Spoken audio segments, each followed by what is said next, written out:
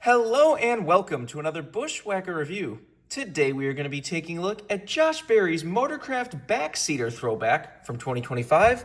As always, let's take a quick look at the box, and as you can see, we have a special Wood Brothers 75th anniversary box. Wasn't sure if we were going to get something like this. They sometimes do the anniversary boxes, like, we just obviously had the Hendrick one in 2024, but some of the other teams sometimes don't get that. But luckily, we do have a special box for the Wood Brothers cars this year. You got Wood Brothers number 21, established 1950, 75 years. You got some of the stripes of some of the colors of the Wood Brothers car. Same stuff down the side. Josh Berry, Wood Brothers 75th anniversary. Render the car right there. Standard finish. Made a total of 504 of these things. Standard finish, same logo. Got the same logo on the back of the box. Register your car at Lionel Garage. And you, of course, have your copyright and such on the bottom of the box. Here is the car itself. This was run at Bowman Gray earlier this year at the Clash. And is a throwback to Glenn Wood's Backseater, which was a car that was back in the days where modified, you could basically do whatever the hell you wanted. They learned that if you push the motor back towards the center of the car, it would help. So they pushed the motor back towards the center and therefore pushed everything back. So by the end of it, Glenn Wood was practically sitting in the back seat of the modified. Like, you can find photos of this car. I don't know if it's one of the originals or they like rebuilt one, but there's one of those that like exists to this day that's like pounces around between museums and such. And you can see that the steering wheel is like right in front of the B post, and then like the seat where he was sitting was like right behind the B post. Like, it's the back seat of the car that he looks like he's driving from. I believe the original car ran at Bowman Gray, and that's why they chose this race to run the throwback. But man, this car is just the idea of like why color matters so much, because this is just a solid red car. Like, this is nothing exciting paint scheme wise, but it is such a nice, bright, rich shade of red that it just looks fantastic. This is one of those cars that the render didn't really do it justice when they first unveiled this car. It was like, oh, it's kind of a neat throwback, but it is just a plain red car. I don't know if I'll get it or not. And then once the car hit the track and you saw this car like glow under the lights, the red was such a beautiful shade. I was like, oh, I am pre-ordering that immediately. And here it is. And Lionel nailed the color. It is that nice, really bright red. It is such a good shade of red. Josh Berry's getting a good amount of diecast this year for the Wood Brothers. We got, let's see here. We got the primary. We got the Las Vegas win. We got the Eero. We got this throwback, the Darlington throwback, the All-Star throwback. We're getting, I think the PPG's still up. Hopefully that meets MOQ. I don't know. They, for some reason, completely ignored. We can't even have a collection of the Wood Brothers throwbacks because he ran a Cal Yarbrough, I believe it was, throwback at Michigan. One of the classic Wood Brothers white and red designs. And they just didn't even offer it, completely ignoring it. Whatever. That didn't make sense, but I don't know. The only ones that have DNP'd this year for Josh Berry was his Dex Imaging DNP'd, and then they offered his like Menards car that was like the green and black Menards car. Looked like Paul Menard's like Trans Am paint scheme.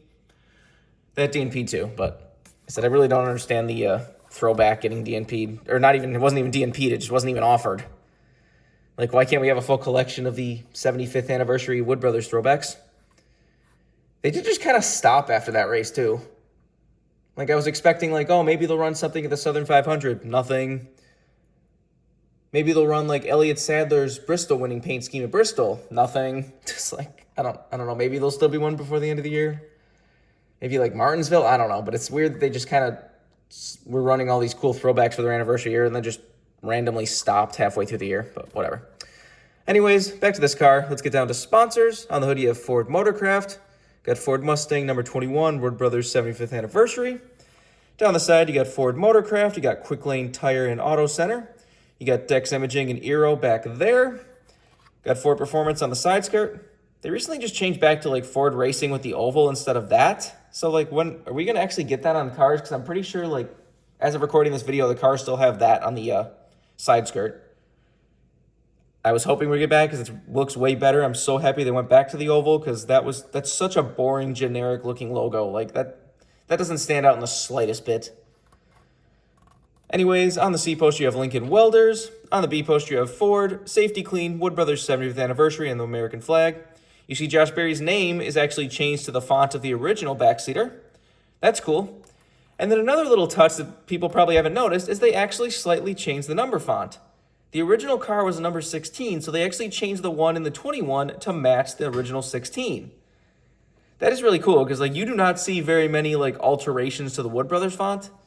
You might get the occasional throwback where they'll just completely change the font to like, here's the original Wood Brothers 21 font that they used on like Harrison Burton's Throwback the year before this. The DNP didn't really wanted that because that was cool, but whatever. But like Wood Brothers, beyond a couple throwbacks, like never changes their font really. So to get like a slight change like that, that's like, it's really cool because it's so minor. Like I said, I'm sure a bunch of people didn't even notice it's different. Even just watching this video probably didn't notice it's different, but that's really cool. Anyways, on the back, you got Ford Motorcraft, you got Ford number 21, you got FordParts.com on the deck lid, Ford Motorcraft on the roof. This is number 10, very low number there. Got the same stuff down the other side as usual. Take a look under the hood, or not. Why are these hoods so, there we go. These Ford Dark Horse hoods are always very weird, but whatever. Got powered by Ford and Ford. There's the engine detail if you want to see that. No deck lid, the roof flaps, of course, do open. And there's the inside of the car if you want to see that. Like I said, just a really cool throwback. Like I said, this is why color really matters, because like, if you have the right colors, a simple, plain, clean car like this can look really nice on track. Like, there's a difference between a like plain bright red car like Logano's when it was like mostly a plain yellow car, and then like something that's like the Monster Energy car that's just solid black with a little bit of green. It's just like, this looks fantastic. It's such a rich shade of red. Like, I was not expecting that. Again, this really does show why renders sometimes are not the best judge of a paint scheme when they first show off a render. It just happened recently, a couple weeks ago, with Alex Bowman had his like Ally like road trip sweepstakes or whatever car. When they showed off the render, it looked like a boring like primer gray, maybe like a matte primer gray car, and it was like, that looks terrible. And then once it hit the track, what do you know? It's a nice metallic silver and purple. Like from the render, I was like, that looks terrible. From seeing the car on track, I'm like, huh, if that actually meets MLQ, maybe I might get that diecast. It's Alex Bowman, so half his stuff is DNP this year, even the Jimmy Johnson throwback, so who knows? Just have to wait and see. And if Lionel even does it right, because but that's always a 50-50 shot on metallic cars. But so renders do not show cars justice, and this one did not, because Lionel absolutely nailed the color of this car. Like, it is that, like I said, under the lights, this car looked incredible for even just being a plain red car. But if you want this card as a brand new release, you can get it right now. I would not be surprised if it disappears a little bit. Like, they only made the base MLQ number, and, you know, people do love the Wood Brothers and Wood Brothers throwbacks, so you never know. Remember, for all of your diecast needs, you can go to circlebdiecast.com, and if you use the code BWhack, you can get $5 off shipping on any order over $30. Just go check it out if you want anything. But I think that's all there is to say. This has been a review of Josh Berry's Motorcraft Backseater Throwback from 2025. Hope you enjoyed, and thanks for watching.